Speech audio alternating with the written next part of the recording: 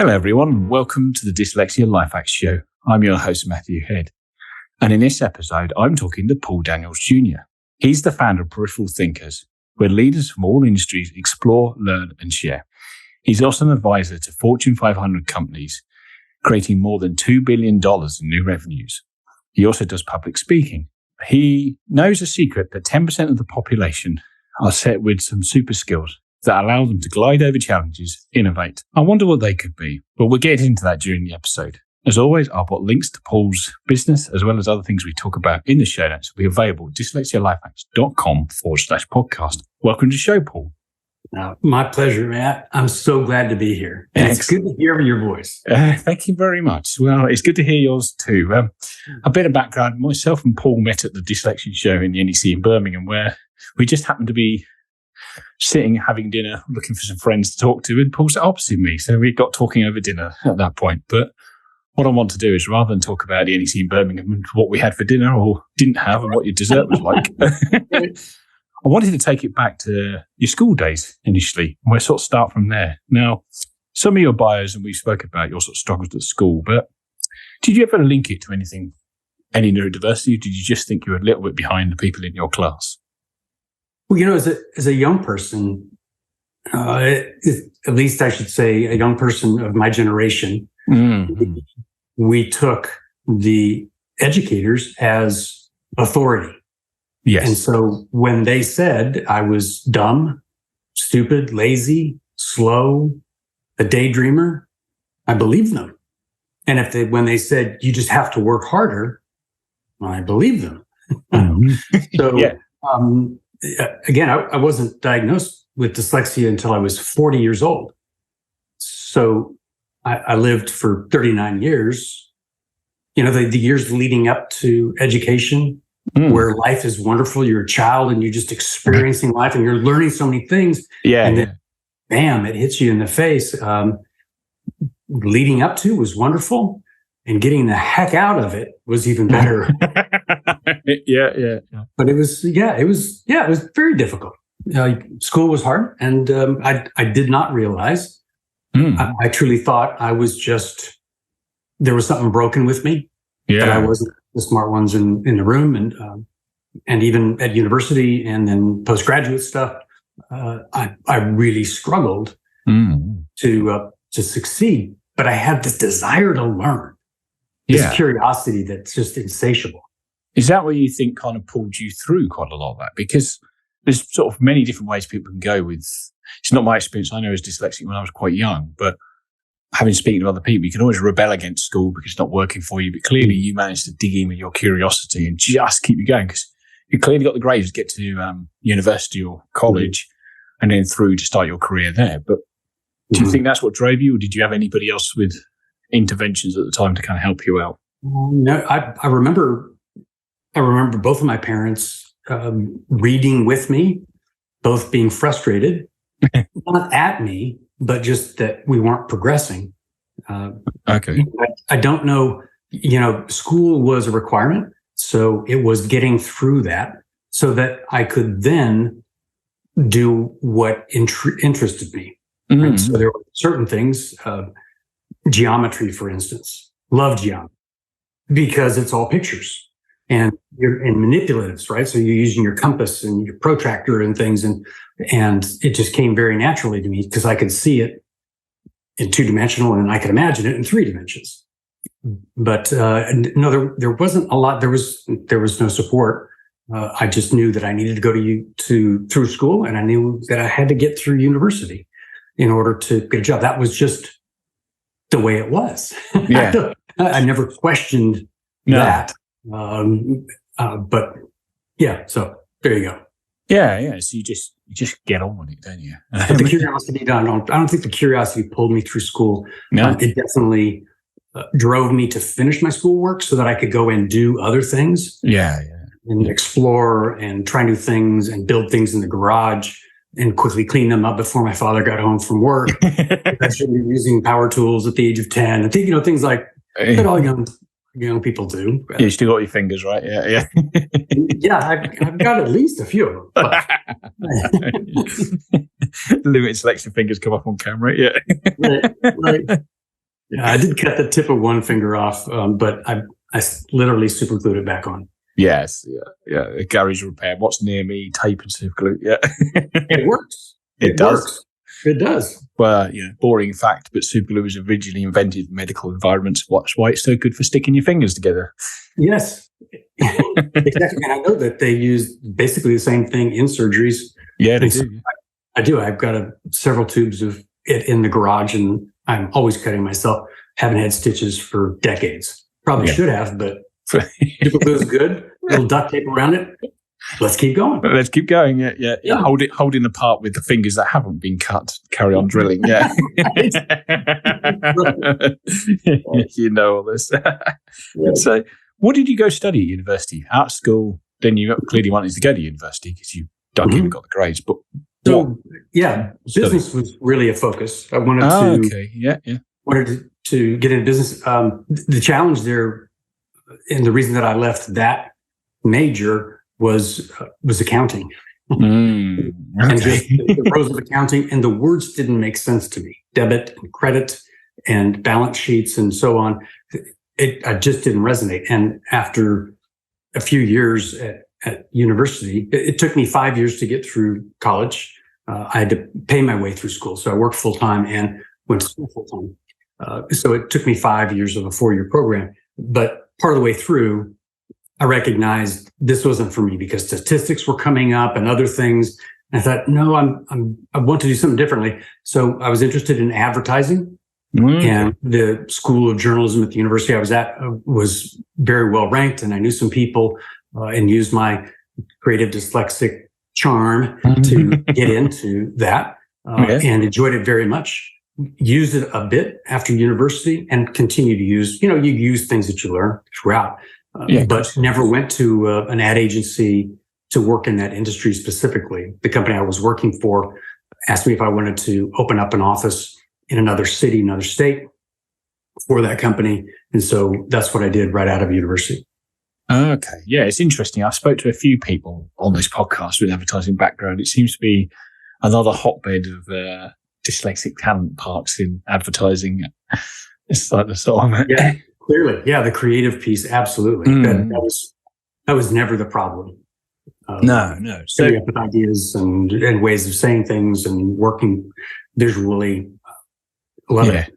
Yeah, it definitely lines in, I think, with dyslexic thinking as advertising. So, but you obviously didn't pursue a career in that. So, what did you do straight out of college, and what was your career to begin with? Yeah, so it was I was a manager for a design firm that opened an office in Phoenix. Oh, okay. I went and opened this office. It was a design for commercial and residential homes and office spaces, and got that going and started. A couple of our clients asked if I would come and help them sort of grow their business. I did that. And then I decided that at age 25 or 26, I knew everything there was in the world to know. So I chose to, I started my own fashion design and manufacturing firm. Oh, cool. Came up with the designs, right? Had no background in fashion, though I took maybe a course or two at university, but there was a need, and I had this business model idea. This is the 80s. Okay. So, don't hurt me. So in the 80s, fads were very popular and they're very trendy and very lucrative. So I created a company called Fadco and came up with ideas and we knew how to market them to create generate a fad, but we outsourced a lot of the operational distribution, logistics, and those kinds of things because it was about creating an idea that could be licensable. And as that fad grew, then you got more attention. And at some point you exit by either selling the rights to all of it or simply licensing the idea to other companies. Great idea. It got close, but I didn't have enough financial aptitude to know how to go and get money, working capital, venture capital, any of those. I bootstrapped it. fact, I lived out of my car for a couple of months just to make sure I was making payroll. Yeah. Wow, that's a hell of a thing to jump into for your first go of business at 25, and you're not a fashion person. Yeah. I mean, visually, it makes perfect sense, right? The business model sort of made sense. It was just lacking a business degree. The degree didn't quite get you there. I had some great copy. I had some awesome ads. And we had representatives in 26 states of the 50 states of the U.S. So we were in a lot of places, just couldn't quite get over the hump. But at the end of the day, I sold the business to the guy who ran my marketing organization, and he was really good at it. And they took it for a while and wrote it, but I wanted to get into corporate America because there were things I wanted to learn. And I felt like, if I'm going to stick with something, I want to go where there's lots of lanes to run. Yeah, that makes sense. That's really interesting. So you're 25 business. How long did the business last for with your involvement? 3 years. Yeah, about 3 years. 3 years. And I could already see your pattern recognition coming in. Like, you don't necessarily know anything about fashion, but you know ads because you did it at uni. You do it. That's a very 1980s business model, isn't it? We grow this kind of fad and we license it out. That's yeah, right. You did your best Gordon Gekko impression, no? Yeah, exactly. There's a book called The Millionaire Next Door, and another one, How to License Your $1 Million Idea. Yeah, just writing things up, drawing them, and then taking them to companies that would go, "Oh, that's a good idea. In fact, we will patent it for you to protect what we're investing in," and you get 3 to 7% of gross for a period of time. Yeah, nice. If it goes to the moon, isn't it? Right. But it clearly was a successful business, not necessarily just getting over the hump as you alluded to. But you said I go back to corporate America to have more lanes to choose from. What did you go back to in corporate America, and what really attracted you apart from all the options? Well, I was at a wedding, and I met several executives from a large multinational, now global company. Yeah. Electronic data systems, founded by Ross Perot. Right. So I met a bunch of these executives at a wedding, and they all had, very expensive suits and drove very expensive vehicles, and clearly were flush. And I did my, what dyslexics do is we read people well, and we can kind of create a relationship by being genuine and understanding body language and all those other things. So I asked them, "Hey, do you recruit people like me?" And they said, "Well, yeah, absolutely. You should go into our marketing development program, which means basically coming in and we'll teach you the business and you can sell these large $100 million accounts."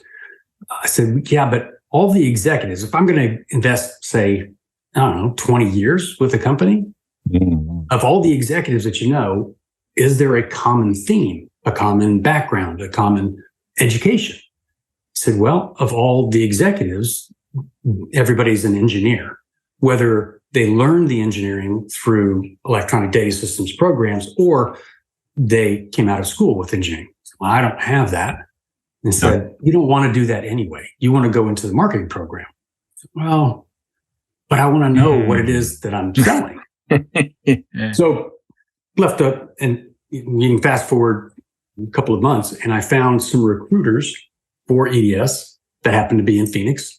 And I used my one advanced placement math class from high school as qualification to get into their systems engineering development program. Oh, right. Right. Yeah. Right. Yeah. So the dyslexic guy, is there. Yeah. And I remember you saying you're not great at maths and you're now jumping into an engineering program. Right. Which is a long program, but there comes a time when you go to the SED school, System Engineering Development School, and it's a 10-week program. And every day you are graded, and every day you have an opportunity of not only failing the course, but not having a job. Cool. So at the end of every day is a decision. Do you still have a job? Yes or no? Pressure. Oh my gosh. Yeah. 10 weeks. about 110 hours a week, and we had 2 days off. We had a Saturday and a Sunday between week 5 and week 6. Gosh. It was a pressure cooker. But I learned how to program in COBOL. Don't make fun. But that's what it was. And I went back to the account that I was on and did some work, and I found a bunch of business that we could sell. They agreed that I was an okay coder, but I would be better off in marketing and sales and account management and that kind of thing. Yes. So that's how I learned what it is that we do. I experienced life on an account. I worked the midnight shift in a data center, all of these things. And it gave me the perspective that allowed me then to be successful in marketing and sales and account management and team management. And I grew pretty quickly. I did 5 relocations in 6 years with that company. Wow. And each time was, sort of a promotion moving. Yeah. So it was a great proving ground, but I hit the glass ceiling pretty quickly. I wasn't willing to stick around for another 10 or 15 years for the people ahead of me to retire. So yes, that's when I stayed in, kind of corporate America and did a number of different things. And you can fast forward today, and I've been in 31 industries and served clients in 27 countries. Yeah.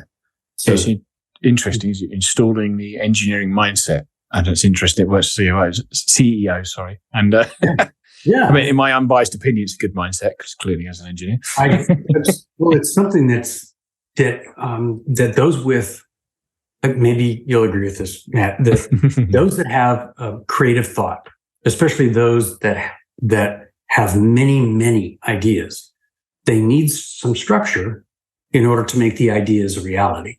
Oh yes, most definitely. And so just learning how to lay out code and to document every section of the code so that anyone could pick it up at any time and say, oh, this is what this section does.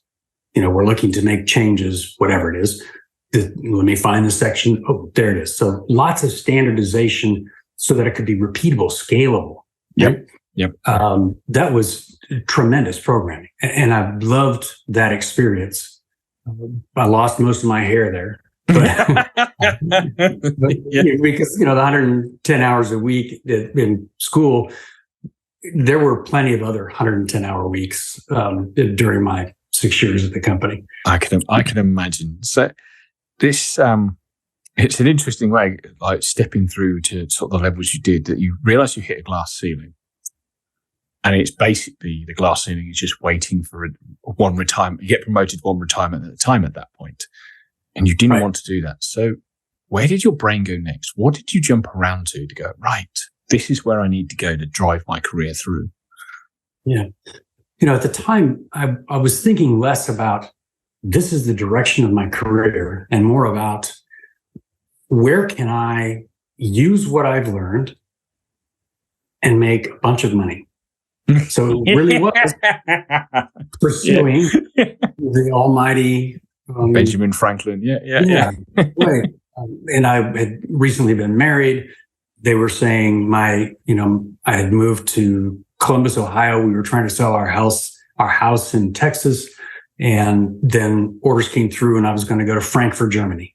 And that's when I said, enough, I'm done. So I looked and, I'm very young, and the market is a candidate's market.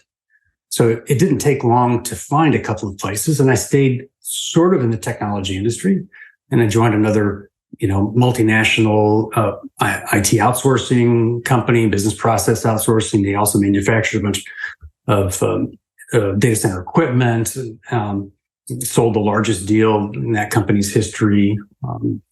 And I, at that point, I realized I have a knack for selling in a way that's a bit unique in that it is both creative and very process driven. It's very human centric, but still data decision or data driven decisions, this kind of amalgamation of, the right and the left brain. And spent, quite a bit of time doing that.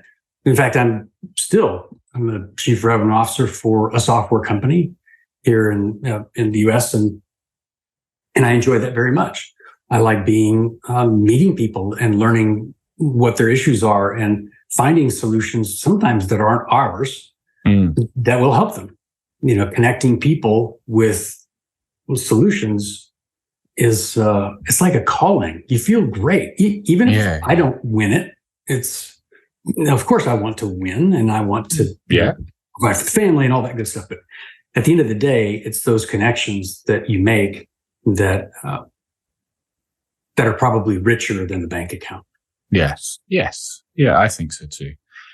Probably helps it pads the bank account at the same time. Yeah. And if the bank account's a little low, I've got people I can contact. That as well. Yeah, I could see that. But growing in that way and growing good connections, the money follows, doesn't it? Rather than chasing the money in the first place. Right. So at some point with all of this, you'd have turned the magical age of 40 and found out you were dyslexic. How did that come about? Because that's sort of getting later on in life. Was it children or something that you suddenly realized?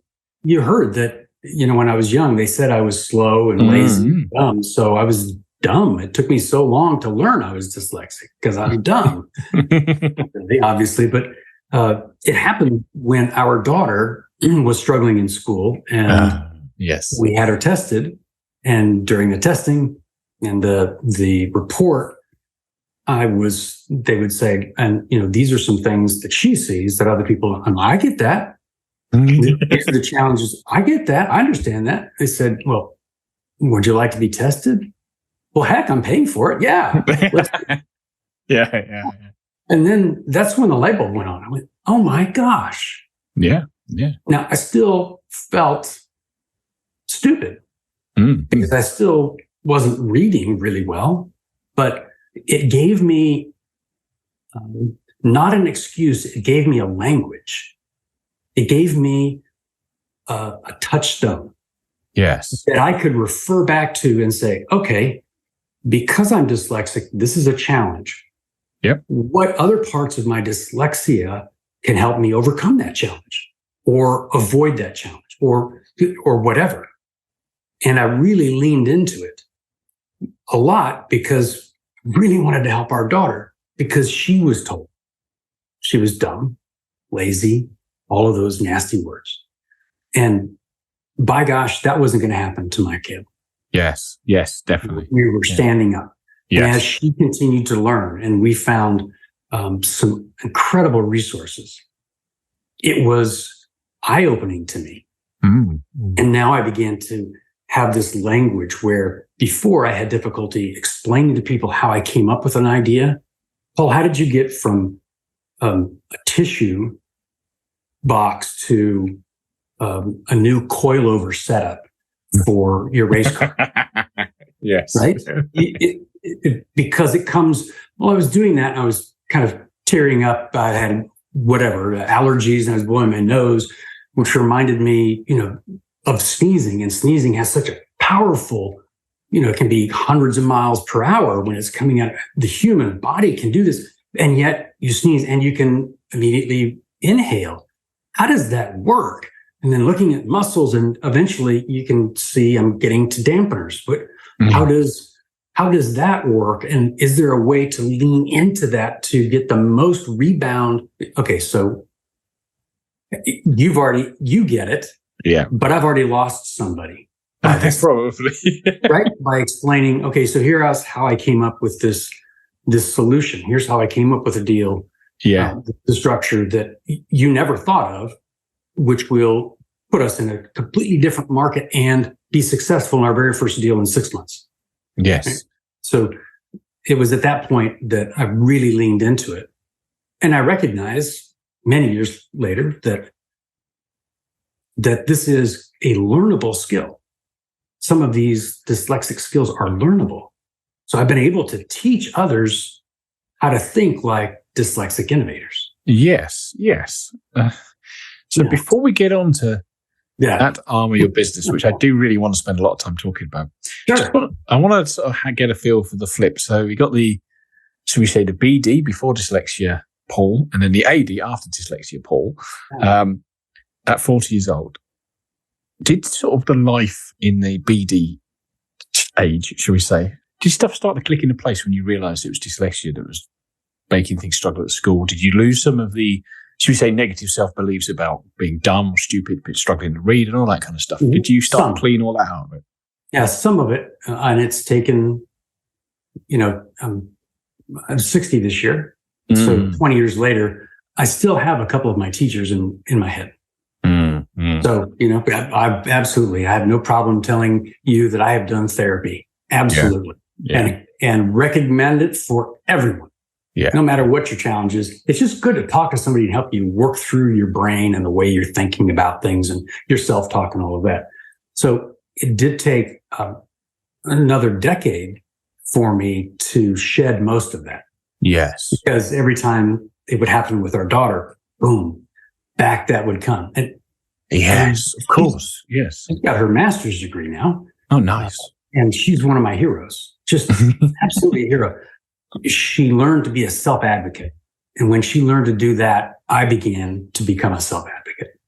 And so by self-advocating, I no longer had an issue, perhaps because of my age, perhaps because of the position I had ascended to, whatever, by saying flat out in an interview or when I'm bringing new people on the company, look, just so you know, I am dyslexic. And they'll laugh and say, no, I really am dyslexic. It's a set of super skills, but it also has some issues with it. So I want to share that with you, not because you need to manage to my expectations. I'm leading you. And so I will manage to yours and to what you want to accomplish. But just know that if you ever put me in front of somebody and give me 5 pages to read that I've never read before in front of a group, that'll never happen. No. Well, I will hand it right back and say, no, you will be going on stage giving this speech.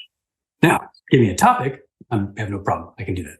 So it helped to know, but I still had to learn what those skills were and take some inventory of where my weaknesses are. Part of that's dyslexia, and part of it's just we all have weaknesses. Oh, yes. Nobody's got it all, right? Yeah. So it was just owning up to that and telling people, no, I know you're asking me to do that, but I can read that 300-page legal document. Absolutely. It will take me a week or two, and you will have some incredible notes when it's done. But if you need this in the next day or two, I am not the person. Yes. Yeah. But Paul, you really need to do it. Okay, I will do it. But just know, 1, I'm not a lawyer. And 2, you're getting what you're paying for, which is nothing. Right? You're getting what you're paying for because this isn't, I didn't sign up to be general counsel for the company. No. So this is the best I can do with what I know. You'll get some comments on here that you've never thought of before. Yes. The connection between, if this is true in the legal agreement, then does that influence section 15.2.a? Right? I'll be able to pick those patterns up. So very long-winded answer to your question. Did that light bulb come on and shine brightly? It did. It took a long time to find its way into all the dark corners of just thinking in life. And it still bothers me that I don't read well, but I've worked hard at it. I'm at the level I'm going to be at, and I've already moved on. I've got other things to do. Yeah. It's very sound advice, actually, and I appreciate for some listeners, it might be really tricky to do or tell other people that are dyslexic to do, but being your own advocate really, really helps. Like just flipping the script on it really helps with confidence and self-worth and self-belief around it. But it's really hard to do. It is. I think the strength that I have now, and you and I talked about this when we were in Birmingham, and even some of the people that came up after my keynote were younger people that are really struggling with that same thing. And same here. The flip point is, do you recognize as a dyslexic that you are in the top 5% of cognitive skills that are needed and yearning? Our organizations, industries are dying for people with your skills. Do you know that? Do you know how unusual and precious it is, these super skills that you have.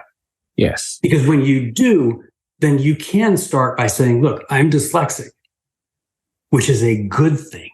Yes. And here's why. Yes. Yes. As opposed to, I'm dyslexic, so here's what I need you to know about my deficits. Look, everybody's got a deficit. I'm short. I will never be tall like you, Matt. Yeah. Will I ever be small enough to be a Formula One driver? Okay. So that doesn't mean anything. You use what you have and you strengthen it. So that's where it's become easier for me to be vocal about the dyslexia and to be a self-advocate. I had an organization that wanted me to do one of those tests, the timed test. And I said, by the way, if it's timed, I need time and a half. Yes. And it was for an executive, a board position. And they said, what? I said, well, I'm dyslexic, so I need, 1.5 times. If the hour, I need 90 minutes. And they said, we don't do that. I said, okay, well, thank you very much. Good luck. Yeah. Wait, what? You're walking away? Yes. I'm not going to take this exam under your criteria because you won't get what I bring. Yeah. Tell me that the board meetings are, longer than 90 minutes. Well, yeah, of course they are. Right. So do you want the board meeting to be done in 10 minutes? Would you force everyone to finish an entire quarterly board meeting in 10 minutes? No. Okay. Well, then I need 90 minutes. Yeah. Yeah. And they said, okay. I did it. And you're like, oh my gosh, we had no idea this. And well, yeah, you're missing out because there are dyslexic people that have a lot to offer, but they may not raise their hand. They may not say, I need more time. But you think, how many people are they already eliminating? And you think you're going at board level. So you're going at high level job. You're talking, there ain't many people that you're talking to that are above it in the hierarchy. But what if you're at a lower level and you sort of say this, we don't do that. You've already cut quite a lot of your talent pool down by the fact that they're not making reasonable adjustments. Exactly. Yeah, exactly. So, we're dyslexic. Yeah. You likely have some what are called accommodations or whatever. Mm. They're not free gifts. It's not like, well, we're going to let you cheat. No, it's not at all. We want to provide something really empowering so that we get the very best from you. Yeah. If you want the very best, then you have to make the environment the very best.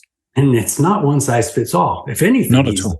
It should be everybody's involved because there aren't enough fresh perspectives being included in decisions that are being made. Yeah. And when we do that and we get these fresh perspectives, everything's possible. Yeah.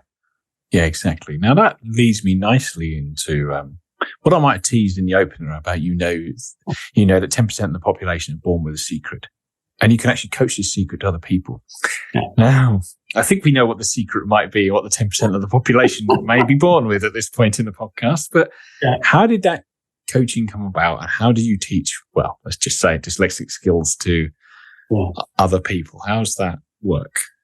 So I had mentioned earlier that as I progressed in my career and eventually learned that I was dyslexic, that this language came about.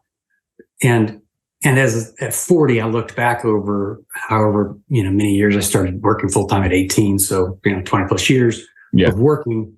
And I recognized that my inability to explain how I came to a conclusion or how I did something was a barrier for other people because it didn't allow them to learn a new way of thinking. Yeah. So as I worked with clients and I worked in companies, I would continue to craft the way I explained things, sometimes skipping steps because they don't know how I went from a Kleenex box to a sneeze. I just needed to talk about the human body and its ability to take in air, to express air quickly, to take it back in quickly, and how that same approach could be used at a molecular level for what is it? The electronic shock that has the molecules in it as a heat, all that. Yep. So I could skinny down the story and get to the point. And then when I got to the point, they're like, wow, we hadn't thought of it that way. Well, that's great. Would you like to? Would you like to see how there are other parts of the business or other things that we could do together that would help you understand that? At that point, I started to share more, and I dug deeper into what are the specific skills that are found across dyslexics in varying degrees, right? Mm-hmm. And I've come across a number of research going back years and years, and that's how I started recognizing that teaching this set of skills to neurotypical people was super valuable. They actually wanted to know. Yeah. Because, they don't want to rely on a guru or a seance person, this witchcraft that Paul brings to the table that, he touches things and wow, magic things happen. Let me show you behind the screen. Yes, I'm Paul Daniels, but I am not the magician. I'm the one that wants to show you how the trick is done. Let me take you behind the scenes and show you this is the way we think. And it's not like, oh, wow, I could never do that. It's more of a, oh, I never considered seeing it that way. Okay, well, now you can. And now you have the skill. Now you have just an open awareness. Now you know that you could take two things from different industries and break them down into elements and create a repository of solutions that you can combine with other things to create something new, or not, or try things that don't work and learn from that and add that to your repository of knowledge. So that's how it started to manifest, because I kept getting the question, how did you come up with that? Yeah. Or I would get, I would do some incredible work for a company and they loved the results, hundreds of millions of dollars that were generated, but I was still the outsider because I didn't walk and talk and think this exact way that all the executives did. And they just say, we just don't see a future for you here. Okay, well, you're welcome for the $200 million I generated for you. I guess I'm going to go to the competitor and see if they would like to know how to do this. Yeah. But it was ignorance. It was not in a negative way. It was just their ignorance of this thinking that really fascinated me. And the more people that I shared bits and pieces of how to get there, the more they just, they clamored for it. Yeah. Because it is not a heavy lift. It's certainly not the heavy lift that a dyslexic goes through undiagnosed in a standard educational system, a public or private company, very structured. It'll never be that difficult. No. So this is the geeky engineer in me. And obviously, I don't want you to give away all your secrets on this podcast because people pay you for them. But if somebody joined your course and you were going to, they're a neurotypical person and you're going to instill some dyslexic thinking in them, what sort of things are you doing to get them around to that level of thinking? As you said, that people talk to you and they're like, well, you went from A to Z. Yeah. And we don't understand what you did in the middle. So how does your sort of training course look like for somebody who, say, signs up for it tomorrow? So one of the first exercises that I do this in my keynotes as well as when I meet people. And I think you got to see that in Birmingham. That if I could take a minute, I'll do it. And for people that are listening and not watching, great. If you're watching, you'll see me do some things, but I'll describe what I'm doing. It's a little 4-minute exercise. Go on. Yep. The floor is yours. Here we go. So imagine that you're standing in a mountain field, a large mountain field, and it's covered with wildflowers. Okay, so you can imagine that. The sun is warm on your face. It's early summer. The air is crisp and it's cool. And as you look out on that mountain field, bam, right in front of you is the biggest challenge you've ever faced. Okay, it's rising like this monolith, bigger than Stonehenge. Okay, so really big. Right now, take a hand or something and put it in front of your face, in front of your eyes specifically, but don't cover your eyes completely, just so you can't see it in front of you. Great. So now if you're driving and listening to this, do not do this right now. Health and safety announcement. Yeah. Yes, safety announcement. Pull over or listen to this later. So you've got your hand in front of your face. You can't see what's directly in front of you, but what can you see? Well, you can move your eyes and you can look up and down, to the left, to the right, and you keep that hand in front of you and you can look around. In fact, find something that you haven't noticed before by just moving your eyes around. Anything. Could be a mark on the ceiling, a shadow on the wall, a speck of dust on your desk, whatever it is. Okay, you got it? Great. Okay, so you can take your hand down. You may not know all the details of what you saw, but you can acknowledge it's there, right? That's peripheral vision. Now, look at that object that you saw. Okay, for me, someone placed a shiny brand new penny on my desk and I just picked it up. Okay, so I'm looking at it. What was in my peripheral vision is now clearer. It's more defined because I'm looking at it. That's peripheral awareness because I'm looking at it. And I'm looking at that monolithic challenge in the mountain field. So imagine that you move to the right, say 100 yards in that mountain field. What does that new vantage point uncover about your challenge? Well, likely you get a little bit more detail about it, maybe some shadowing. You can get the depth perhaps, and you can continue your journey around that challenge in a circle, a 360-degree review. Very common, right? And if you have a team, you can take them on that same journey. But your view of that challenge is still from your perspective, perhaps filtered through your team's set of experiences. And the longer they are on that team and in that industry, the more common their perspectives become.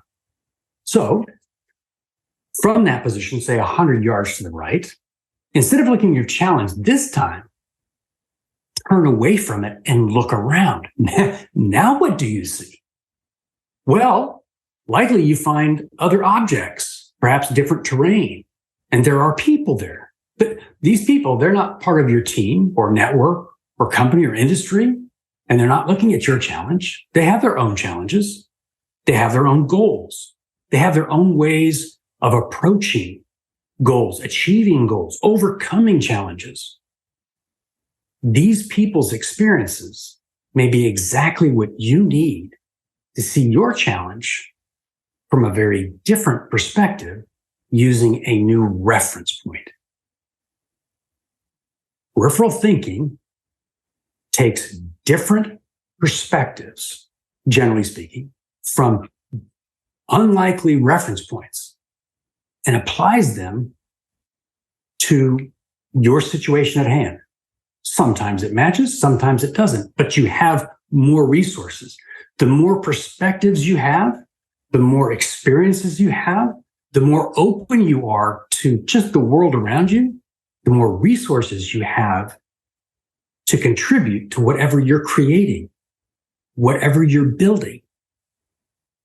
The design of, so that is the exercise. And when people go, wow, well, give me an example, then I'll give them an example of clients that I've worked with and so on, and how a moment in time changed the trajectory for a company, and in some cases, an entire industry, because it was simply there all the time. They needed a little broader perspective. They needed to spend some more time being aware while in the periphery. And that doesn't mean going to Fiji or Bali. And if you do, feel free to invite me. I'm happy to go with you and coach you there. Yeah. You can learn it at a football match or at a pub or going to the store or taking a walk. The answers to questions are prolific. There are more answers than questions. Yeah. It's just being aware where those answers are, knowing how to find them and how to apply them. And that's what I do with peripheral thinking. I teach people how to find new paths, and do that consistently, and how to find the resources to help them accelerate on that path, overcome a challenge, and to thrive in any market condition. That answer your question? It did indeed. Yes, it's a very good taster for anybody else. Obviously, it's a larger course, and I'm sure Paul goes into a lot more detail. But how do you find the responses to that sort of early thought exercise? Because I mean, I could visualize the whole thing, and I put my hand up to sort of play along, but I could do it without doing that because that's how my brain works. But how do you find people respond to you after that initial kind of buy-in, so to speak? They go, "That's really interesting. How do I apply that?" And that's what we do, is how do I apply that? Yes. And one of the exercises I do is ask them, okay, I'm going to ask you 4 questions. Write the first thing that comes to mind when I ask the question. And you got 10 seconds to answer the question, right? 4 questions. Think of a fond childhood memory, right? Just in a word or two, boom, boom, boom. You write that down. The second question is, why is that so memorable? Okay.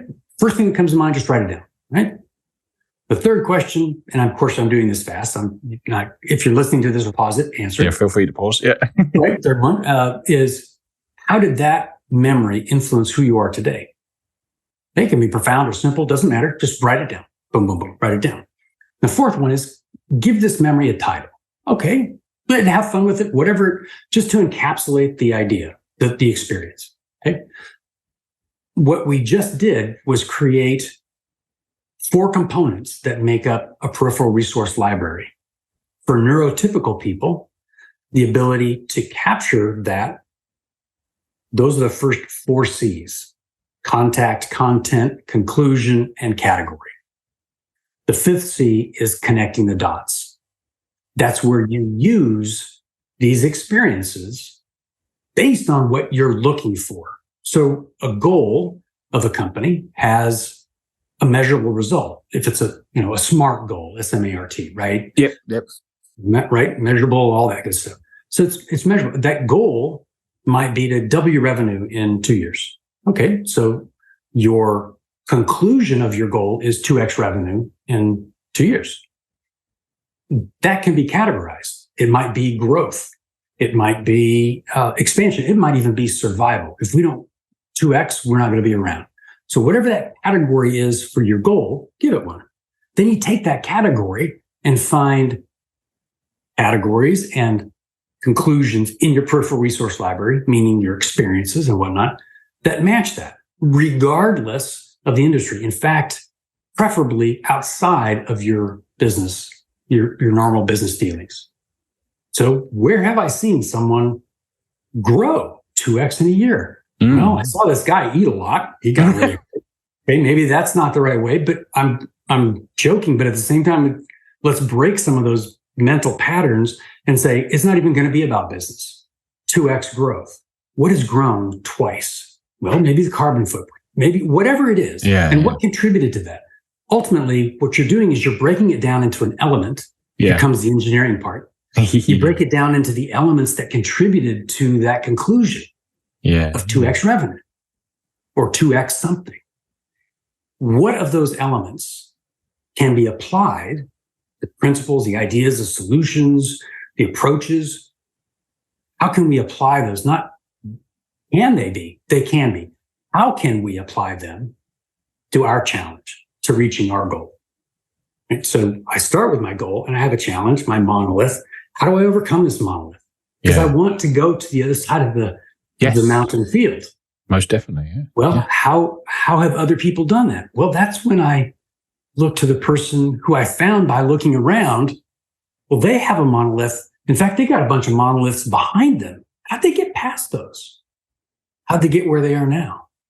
Well, it's those experiences and being aware that that just get me so jazzed. I'm trying to stay in my seat, but right now I could stand up and give the entire 60-minute keynote because I'm so excited about the results. I look at it, $2.5 billion by just me helping my clients. My clients have generated $2.5 billion in annual recurring revenue. Yeah, because that's impressive. I used peripheral thinking, in my case, dyslexic thinking. And some of them, I've been able to teach them peripheral thinking. And I haven't even gone back to some, 10 years ago to see where they are now. This is just at the time of the engagement. So it could be 5x that, 10x that. I don't know. Yeah. One small hospital started an entire trend in the United States because my client went on vacation to Hawaii. Yes. Talk about a X box turning into a new design. Yes. It was fascinating, and it was one of the fastest transformations. Of course, it's easy to see now, 12 years later, that how it's affected healthcare around the United States, North America. Yeah. Yes. Definitely. Yes. Well, I think this nicely leads, and I'm going to leave the Hawaii trip as a bit of cliffhanger for people to come and contact you about. That's right. This leads me nicely to some fun I have at the end of each episode of the podcast. Each guest that comes on this podcast gets 3 rapid fire questions from me. They don't need quick answers from you, but they're quick questions from me. Should we get into them then? Fire away. Yeah, so the first rapid fire question is, what prejudice have you had about dyslexia that has been proven wrong? That it's a disease. Wow.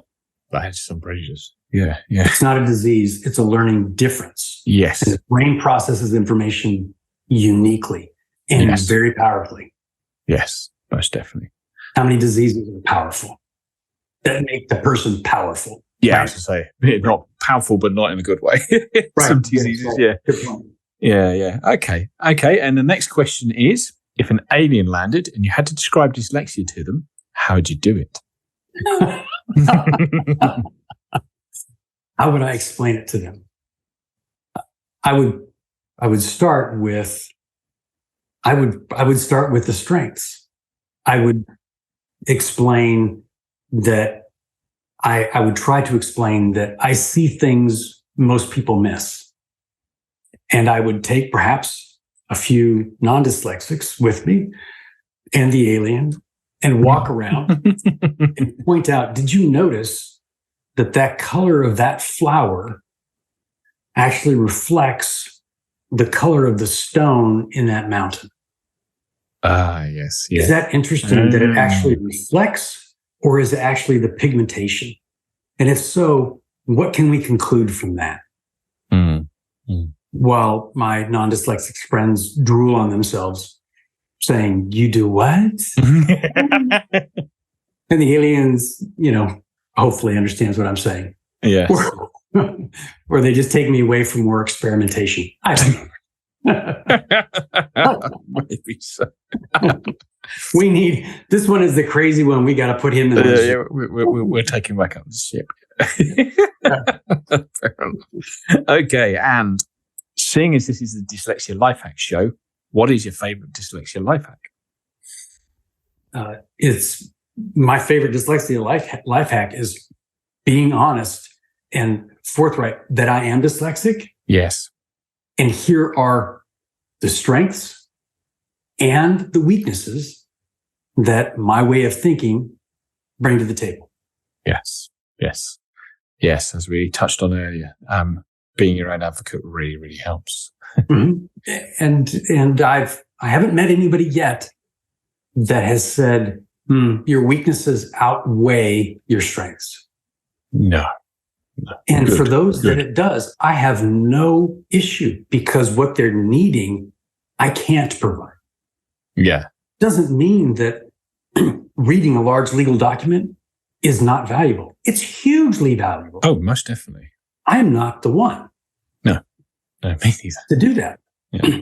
But if you want somebody to go through it in an unusual way and find little holes in things, give me a month. I can come up with some great stuff for you, if that's what you're looking for. But if not, I'm not the right one. Yes. And we both part friends. That's great. Yeah, definitely. And that's, I think it's good advice in general to be able to sort of appreciate things like that when you know you're not the one, or the person you're dealing with isn't the one. And it work well together in that way.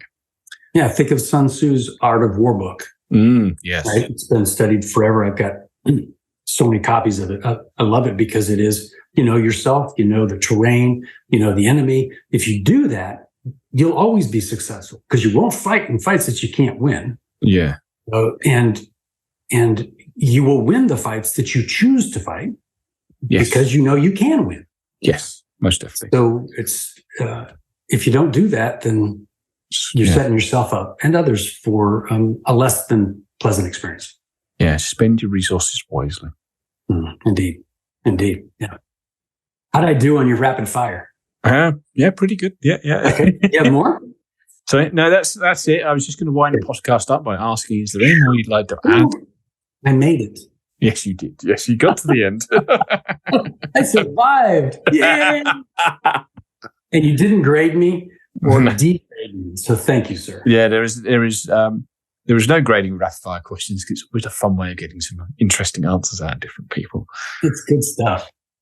And I hope that you get an opportunity for someone to do the same thing for you, because I so enjoy meeting you and spending time with you and learning from you, and the way that you see the world, as all dyslexics see things differently, it's been awesome. So thank you. For those that are listening, if you haven't listened to some of the other podcasts that he does, please do. Because Matt's a brilliant guy, and best of all, he's a good guy. Thank you very much. He's a real deal. Much appreciated. And I very much enjoyed meeting you. So hence why I brought you on the podcast, because I knew we'd have a fun conversation. Yeah, good fun. That leads me to ask you, is there anything else you'd like to add? And where can people find you if they're interested in what you had to say today? Sure. So I am pretty active on LinkedIn. It's pretty easy to find Paul Daniels Jr. In the United States. I'm out of Dallas, Texas. Also, you can find some of the work that I've done in a couple of areas. You can go to my website, which is pauldanielsjr.com, and you can see some of my speaking, a little bit about the peripheral thinking, and even sign up for the free monthly newsletter that I put out about peripheral thinking, what it's like for dyslexics, non-dyslexics, and so on. Share a little insight every month on the 15th of the month. So if you want, it's free. I don't sell anybody's stuff. It's just my way of giving back. I'm happy to do that.